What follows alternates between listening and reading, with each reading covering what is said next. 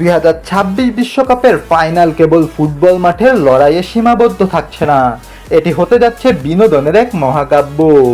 দি অ্যাথলেটিকের report অনুযায়ী FIFA এবার আয়োজন করতে যাচ্ছে ফুটবল ইতিহাসের সবথেকে বড় হাফ টাইম শো, যেখানে একই মঞ্চে পারফর্ম করবেন pop queen Madonna, Latin sensation Shakera এবং গ্লোবাল আইকন বিটিএস। 25 মিনিটের এই অবিশ্বাস্য শো ফুটবল ইতিহাসের সব রেকর্ড ভেঙে দিতে প্রস্তুত। ফুটবলের সাথে মিউজিকের এই মিলন মেলা নিয়ে কি ভাবছে বিশ্ব, চলুন বিস্তারিত জানি। ফিফা এবার আমেরিকান সুপার বোলের আদলে হাফ টাইম শোকে এক নতুন উচ্চতায় নিয়ে যাচ্ছে। শাকেরা, যিনি কিনা ফুটবল বিশ্বকাপের অলিখিত রানী, তার সাথে যোগ দিচ্ছেন কিংবদন্তি ম্যাডোনা। আর এশীয় এবং গ্লোবাল মিউজিকের রাজা বিটিএস এর অন্তর্ভুক্তি নিশ্চিতভাবেই তরুণ প্রজন্মের দর্শক সংখ্যা কয়েক গুণ বাড়িয়ে দেবে।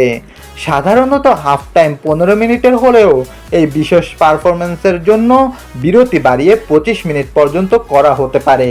এটি কেবল একটি কনসার্ট নয়, বরং ফিফার গ্লোবাল ব্র্যান্ডিংয়ের এক মাস্টার প্ল্যান। কাতার বিশ্বকাপে জংকুকের ড্রিমার্স গানটি বিশ্বব্যাপী যে আলোড়ন সৃষ্টি করেছিল, ফিফা সেই সাফল্যের ধারা বজায় রাখতে চায়। বিটিএস আর্মিদের জন্য এটি এক বিশাল পাওয়া, কারণ পুরো ব্যান্ডকে একসাথে এমন বড় মঞ্চে দেখা যাবে।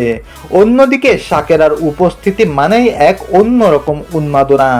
আমেরিকার মেটলাইফ স্টেডিয়ামে যখন এই 3 নক্ষত্র একসাথে জ্বলবেন, তখন ফুটবল বিশ্ব এক নতুন অভিজ্ঞতা লাভ করবে। এটি কেবল খেলা নয়, বরং সংস্কৃতির এক মহামিলন। এই 3 জনের মধ্যে কার পারফরমেন্স দেখার জন্য আপনি সব থেকে বেশি আগ্রহী, শাকিরা, ম্যাডোনা নাকি বিটিএস? কমেন্টে আপনার ফেভারিটের নাম জানান।